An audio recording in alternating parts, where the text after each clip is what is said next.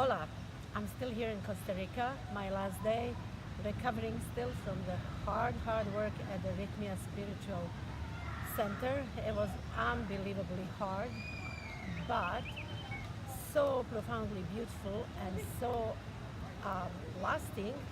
I keep walking around here with my heart so fully open. I'm constantly in awe of what's around me. It's incredible. Anyway, I want to talk to you about the law of attraction today because I think the New Age philosophy and the law of attraction is not doing us favor. Lots of people just assume that if they just keep imagining and visualizing positive things in their lives, if they keep their vision board on their wall in the bedroom or on their fridge, that things, great things will happen to them, and then they don't. And then they get disappointed. And then they start harboring really negative thoughts. And they kind of start settling into a victim role. So I think that the whole New Age philosophy doesn't do us justice, as I said, but neither do religions, established religions, because they teach us that as long as we do good in this life, regardless of whether good or bad things happen here, good things will happen to us later. Well, I don't think it works in either of those ways. Um, I was prompted to talk to you about this because I was contacted by a client last night who was very upset and told me, why are bad things happening to me? I was just in a car accident yet again. I don't know, I think it's her sixth accident.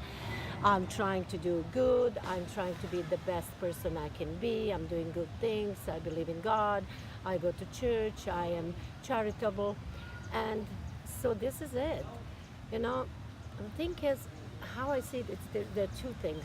One is, first of all, the bad things that are happening to us may not be so bad from a higher level perspective.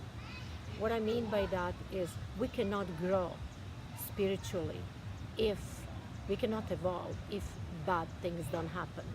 Sometimes terrible things have to happen to us for us to open our hearts and really be aware and be present and be rooted in love and truth. Because what happens is most of us are so preoccupied with getting that job, getting the career, getting the house, getting the family, which is great, and we need to be in the first maybe 2-3 decades of our lives. But unfortunately in the Western world we continue being preoccupied with the same issues until we die, and it doesn't work. We feel empty. It doesn't matter, no amount of money can fill that void.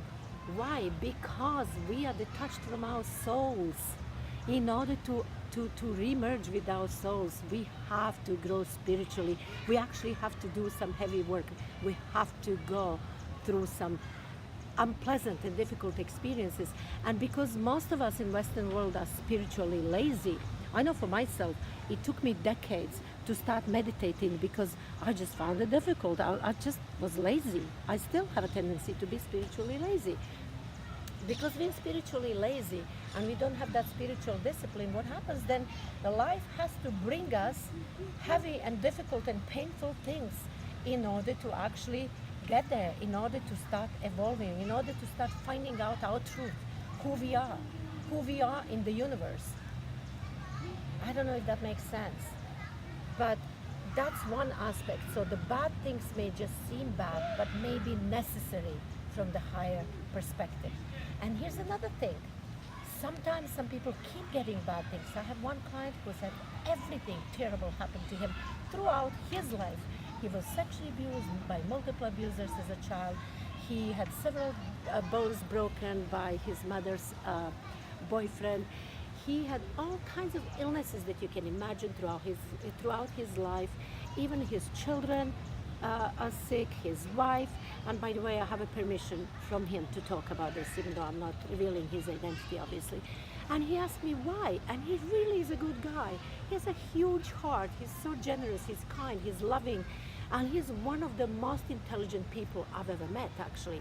Extremely well educated, such an erudite. Like he keeps gathering information and thinking about how to better the world.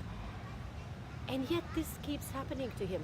So here's another thing, you know, I think that sometimes we can't just work on our spirituality if life keeps breaking us, keeps breaking us. Like we can't come out for air in order to work on our spirituality. But what happened to him is all those early childhood traumas, severe traumas, literally made a blueprint in his psyche, in his energy field. And so they keep repeating itself, themselves. They keep repeating. So in order for that cycle to break, he needs to heal those trauma. He needs to engage in some serious trauma resolution work and free his energy field to receive different information. It's like a computer program. If you buy certain software and it can only run in that software, it can't run in any other unless you delete that software and put another one. That's it. So let's start deleting the old softwares that programmed us to feel powerless, victims, to feel that there's something wrong with us, to feel unworthy, to feel less than.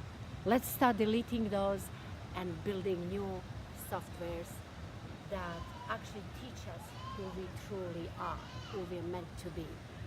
And that is children of God, all of us. Blessings to you all.